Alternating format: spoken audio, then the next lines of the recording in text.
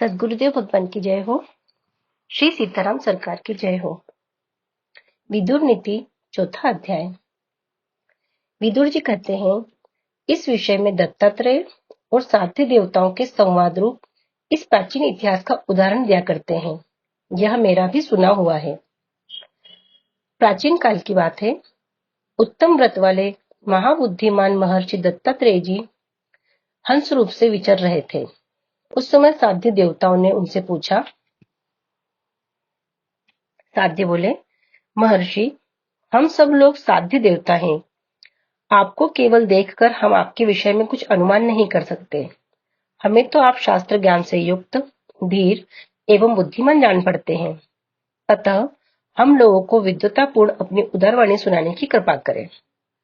हंस ने कहा, देवताओं, मैंने सुना है कि धैर्य धारण, मनोनिग्रह तथा सत्य धर्मों का पालन ही कर्तव्य है। इसके द्वारा पुरुष को चाहिए कि हृदय की सारी गांठ खोलकर प्रिय और अप्रिय को अपने आत्मा के समान समझे। दूसरों से गाली सुनकर भी स्वयं गाली न दें। क्षमा करने वाले का रोका हुआ क्रोध ही गाली देने वाले को जला डालता है और उसके पुण्य भी ले लेता है। दूसरे को न तो गाली दें और न उसका अपमान करें। मित्रों से दोह तथा नीच पुरुषों की सेवा न करें। सदाचार से हीन एवं अभिमानी न हो। रूखी और रोष भरी वाणी का परित्याग करें। इस जगत में रूखी बातें मनुष्य के मर्म स्थान, हड्डी, हृदय तथा प्राणों को दग्ध करती रहती हैं। इसलिए धर्म अनुरागी पुरुष जलाने वाली रूखी बातों का सदा के लिए परित्याग कर दे। जिसकी वाणी रूखी और स्वभाव कठोर है, जो मर्म पर आघात करता और बाग बाणों से मनुष्य को पीड़ा पहुंचाता है, उसे ऐसा समझना चाहिए कि वह मनुष्यों में महादरिद्र है और अपनी वाणी में दरिद्रता को बांधे हुए ढो रहा है। यदि दूसरा कोई इस मनुष्य को अग्नि और सूर्य के समान दग्ध करने वाले तीखे बाग बाणों से बहुत चोट पहुंचावे, तो वह विद्वान पुरुष चोट खाकर अत्यंत वेदना सहते हुए भी ऐसा समझे कि वह मेरे पुण्यों को पुष्ट कर रहा है। जैसे वस्त्र जिस रंग में रंगा जाए वैसा ही हो जाता है, उसी प्रकार यदि कोई सज्जन, असज्जन, तपस्वी अथवा चोर की सेवा करता है तो उस पर उसी का रंग चढ़ जाता है। जो स्वयं किसी के प्रति बुरी बात नहीं कहता, दूसरों से भी नहीं कहलाता, मार खाकर भी बदले में न तो स्वयं मारता है और न दूसरों से ही मरवाता है। अपराधी को भी जो मारना नहीं चाहता, देवता भी उसके आगमन की बाट जोहते रहते हैं। बोलने से न बोलना अच्छा बताया गया है, किंतु सत्य बोलना वाणी की दूसरी विशेषता है, यानी मौन की अपेक्षा भी दूना लाभप्रद है। सत्य भी यदि प्रिय बोला जाए तो तीसरी विशेषता है, और वह भी यदि धर्म सम्मत कहा जाए तो वह वचन की चौथी विशेषता है। मनुष्य जैसे लोगों के साथ रहता है, जैसे लोगों की सेवा करता है और जैसा होना चाहता है वैसा ही हो जाता है। जिन जिन विषयों से मन को हटाया जाता है उनसे मुक्ति होती जाती है। इस प्रकार यदि सब ओर से निवृत्ति हो जाए तो मनुष्य को लेश मात्र दुख का भी कभी अनुभव न हो, जो न तो स्वयं किसी से जीता जाता, न दूसरों को जीतने की इच्छा करता है, न किसी के साथ वैर करता और न दूसरों को चोट पहुंचाना चाहता है। जो निंदा और प्रशंसा में समान भाव रखता है, वह हर्ष और शोक से परे हो जाता है। जो सबका कल्याण चाहता है, किसी के अकल्याण की बात मन में भी नहीं लाता। जो सत्यवादी, कोमल और जितेंद्रिय है, वह उत्तम पुरुष माना गया है।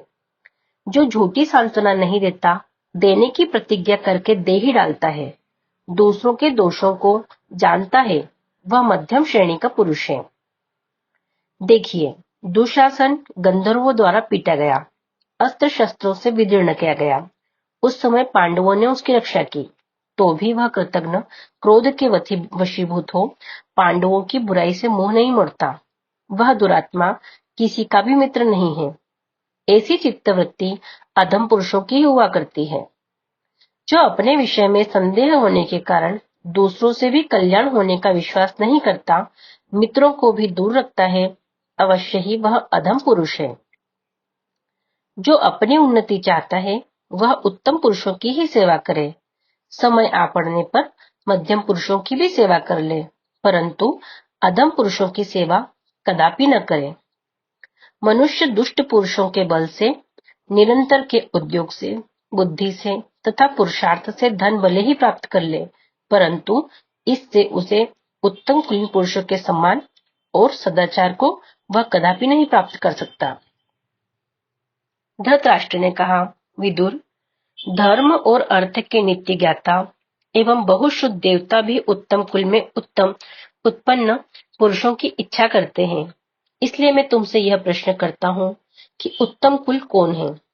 विदुर जी बोले, जिनमें तप, इंद्रिय संयम, वेदों का स्वाध्याय, यज्ञ, पवित्र, विवाह, सदा अन्नदान और सदाचार, ये 7 गुण वर्तमान हैं, उन्हें उत्तम कुल कहते हैं।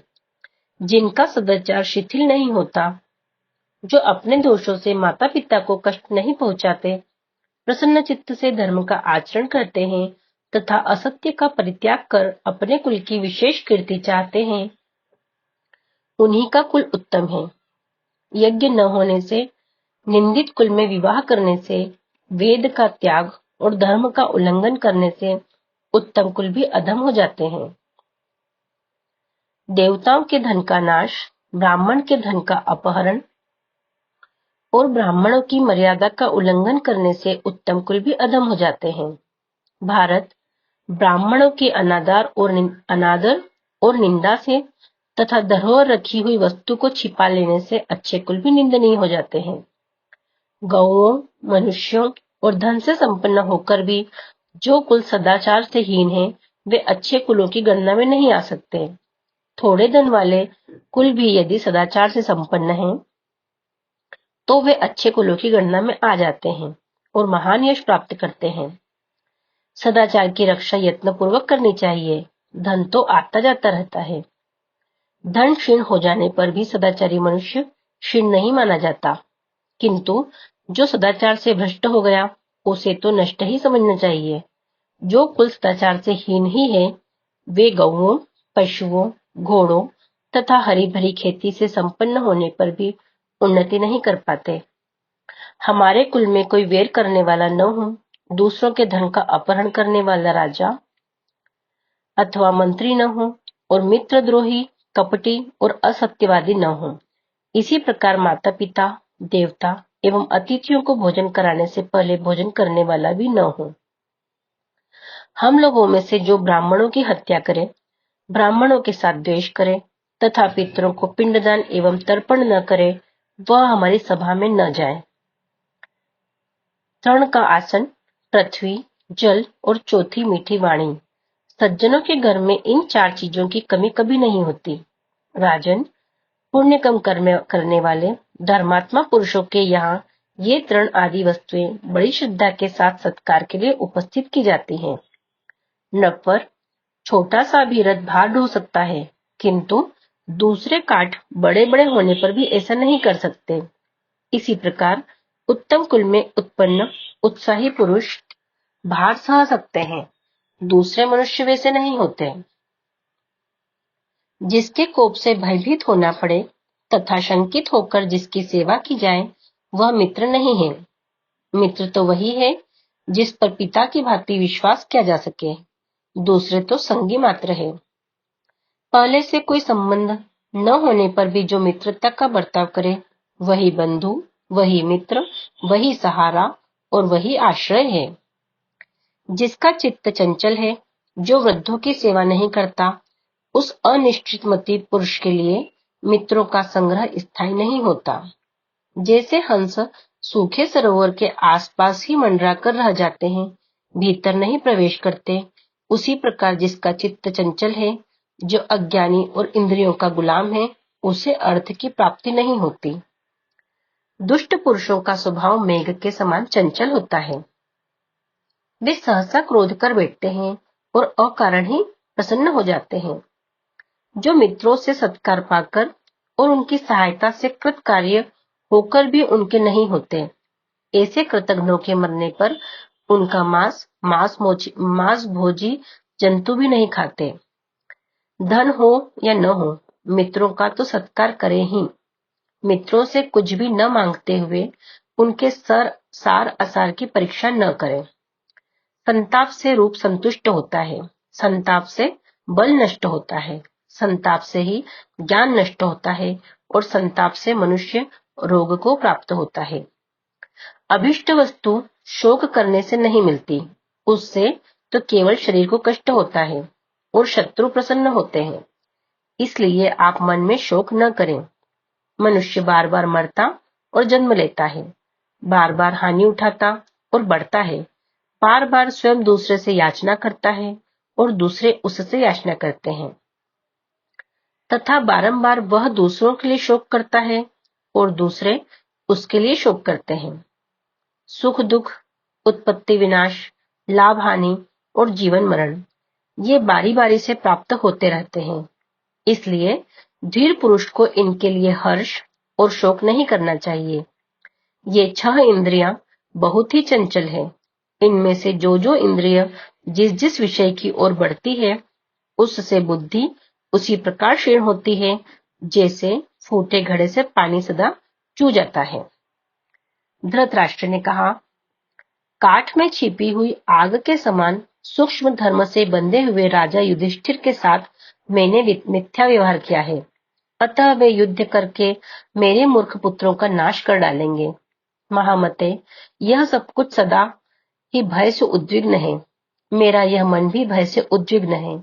इसलिए जो उद्वेग शून्य और शांत प्रद हो, वही मुझे बताओ।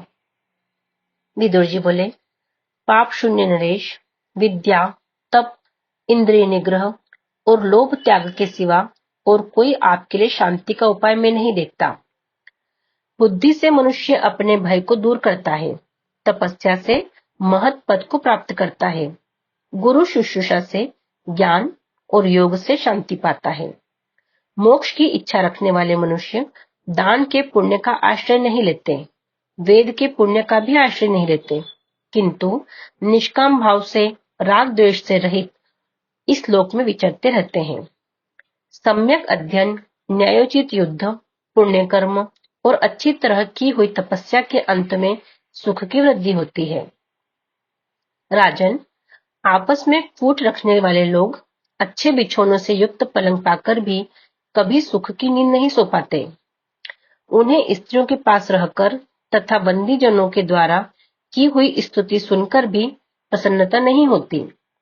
जो परस्पर भेदभाव रखते हैं, वे कभी धर्म का आचरण नहीं करते, सुख भी नहीं पाते, उन्हें गौरव नहीं प्राप्त होता तथा शांति की वार्ता भी नहीं सुहाती। हित की बात भी कही जाए तो उन्हें अच्छी नहीं लगती। उनके योग क्षेम की भी सिद्धि नहीं हो पाती। राजन, भेदभाव वाले पुरुषों की विनाश के सिवा और कोई गति नहीं है। जैसे गौओं में दूध, ब्राह्मण में तप और युवती स्त्रियों में चंचलता का होना अधिक संभव है, उसी प्रकार अपने जाति बंधुओं से भय होना भी संभव ही है। नित्य सींच कर बढ़ाई हुई पतली लताएं बहुत होने के कारण बहुत वर्षों तक नाना प्रकार के झोंके सहती है। यही बात सत्पुरुषों के विषय में भी समझनी चाहिए। वे दुर्बल होने पर भी सामूहिक शक्ति से बलवान हो जाते हैं। भरत श्रेष्ठ, जलती हुई लकड़ियां अलग अलग होने पर धुआं फेंकती है और एक साथ होने पर प्रज्वलित हो उठती है। इसी प्रकार जाति बंधु भी फूट होने पर दुख उठाते और एकता होने पर सुखी रहते हैं। धृतराष्ट्र, जो लोग ब्राह्मणों, स्त्रियों, जाति वालों और गौओं पर क्रूरता प्रकट करते हैं, वे डंठल से पके हुए फलों की भांति नीचे गिरते हैं। यदि वृक्ष अकेला है तो वह बलवान, दृढ़मूल तथा बहुत बड़ा होने पर भी एक ही क्षण में आंधी के द्वारा बलपूर्वक शाखाओं सहित धराशायी किया जा सकता है। किंतु जो बहुत से वृक्ष एक साथ रहकर समूह के रूप में खड़े हैं, वे एक दूसरे के सहारे बड़ी से बड़ी आंधी को भी सह सकते हैं। इसी प्रकार समस्त गुणों से संपन्न मनुष्यों को भी अकेले होने पर शत्रु अपनी ताकत के अंदर समझते हैं, जैसे अकेले वृक्ष को वायु। किंतु परस्पर मेल होने से और एक से दूसरे को सहारा मिलने से जाति वाले लोग इस प्रकार वृद्धि को प्राप्त होते हैं जैसे तालाब में कमल। ब्राह्मण, गौ, कुटुंबी, बालक, स्त्री, अन्नदाता और शरणागत ये अवध्य होते हैं। राजन, आपका कल्याण हो। मनुष्य में धन और आरोग्य को छोड़कर दूसरा कोई गुण नहीं है, क्योंकि रोगी तो मुर्दे के समान है। महाराज, जो बिना रोग के उत्पन्न, कड़वा, सिर में दर्द पैदा करने वाला, पाप से संबद्ध, कठोर, तीखा और गर्म है, जो सज्जनों द्वारा पान करने योग्य है और जिसे दुर्जन नहीं पी सकते, उस क्रोध को आप पी जाइए और शांत हो जाइए। रोग से पीड़ित मनुष्य मधुर फलों का आदर नहीं करते, विषयों में भी उन्हें कुछ सुख या सार नहीं मिलता। रोगी सदा ही दुखी रहते हैं, वे न तो धन संबंधी भोगों का और न सुख का ही अनुभव करते हैं। राजन, पहले जुए में द्रौपदी को जीती गई देखकर मैंने कहा था, आप युद्ध क्रीड़ा में आसक्त होकर दुर्योधन को रोकिए। विद्वान लोग इस प्रवंचना के लिए मना करते हैं, किंतु आपने मेरा कहना नहीं माना। वह बल नहीं जिसका मृदुल स्वभाव के साथ विरोध हो। सूक्ष्म धर्म का शीघ्र ही सेवन करना चाहिए। क्रूरता पूर्वक उपार्जन की हुई लक्ष्मी नश्वर होती है। यदि वह मृदुलता पूर्वक बढ़ाई गई हो तो पुत्र पौत्रों तक स्थिर रहती है।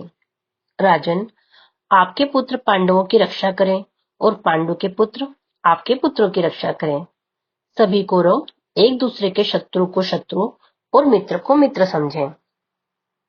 सबका एक ही कर्तव्य हो, सभी सुखी और समृद्धशाली होकर जीवन व्यतीत करें। अजमेर कुलनंदन, इस समय आप ही कौरवों के आधार स्तंभ हैं। कुरुवंश आपके ही अधीन है। तात, कुंती के पुत्र अभी बालक हैं और वनवास से बहुत कष्ट पा चुके हैं। इस समय अपने यश की रक्षा करते हुए पांडवों का पालन कीजिए। कुरुराज, आप पांडवों से संधि कर लें, जिससे शत्रुओं को आपका छिद्र देखने का अवसर न मिले। नरदेव, समस्त पांडव सत्य पर डटे हुए हैं। अब आप अपने पुत्र दुर्योधन को रोकिए। चौथा अध्याय समाप्त। हरि शरणम, हरि शरणम, हरि शरणम।